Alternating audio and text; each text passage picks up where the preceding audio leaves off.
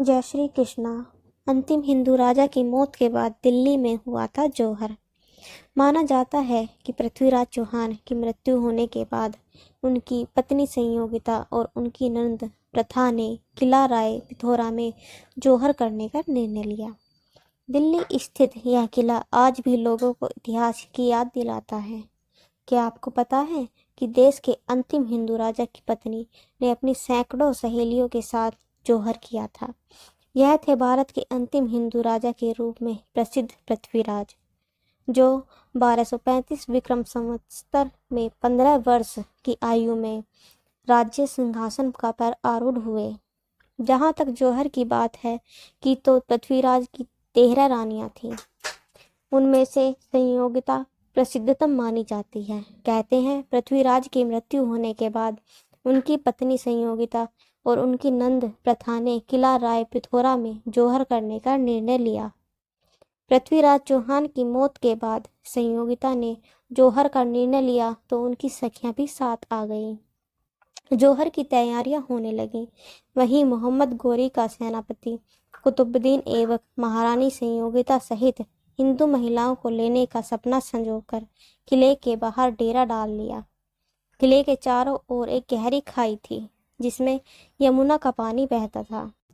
विशाल चिता की तैयारियां इस किले में होने लगी। इस किले की दीवार को लांघना व तोड़ना शत्रु के लिए असंभव था और जब इसमें पानी देखा तो कुतुबुद्दीन को एहसास हुआ। लेकिन उसने अपनी सैनिकों को आदेश दिया कि जितने भी हिंदू नागरिक गुलाम के रूप में गिरफ्तार किए गए हैं, इस खाई को उनकी लाशों से भर दें। उन जिंदा गुलामों की लाशों के ऊपर चढ़कर किले की दीवार लांघने का प्रयास किया गया। इनमें हिंदू भी थे जिन्होंने अपना धर्म और संस्कृति ना छोड़कर आजीवन गुलाम रहकर असीम यातनाओं का जीवन जीने स्वीकार किया। कुतुबुद्दीन ऐबक के सैनिकों ने हिंदू वीरों को खाई में फेंककर खाई भरने लगे। महारानी संयोगिता ने किले में प्रवेश के लिए बने पुल को तुड़वा दिया था, लेकिन महारानी को पता नहीं था कि यह नया पुल हिंदू वीरों की शहादत से फिर बनेगा।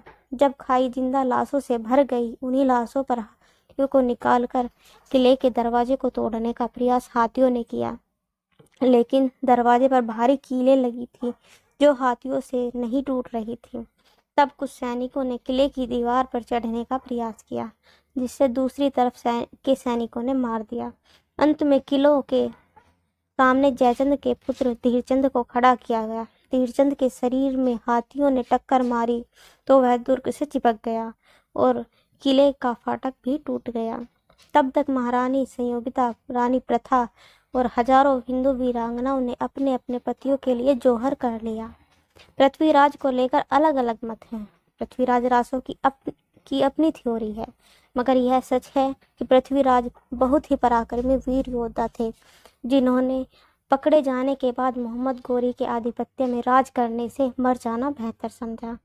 उन्हें बहुत यातनाएं दी गई, फिर भी उन्होंने हिम्मत नहीं हारी। उनका अजमेर और दिल्ली में दोनों जगह राज्य था। Thanks for watching. और अगर आपको ये वीडियो अच्छी लगी हो तो please like, share and subscribe my channel और कमेंट करके ज़रूर बताना। Thank you.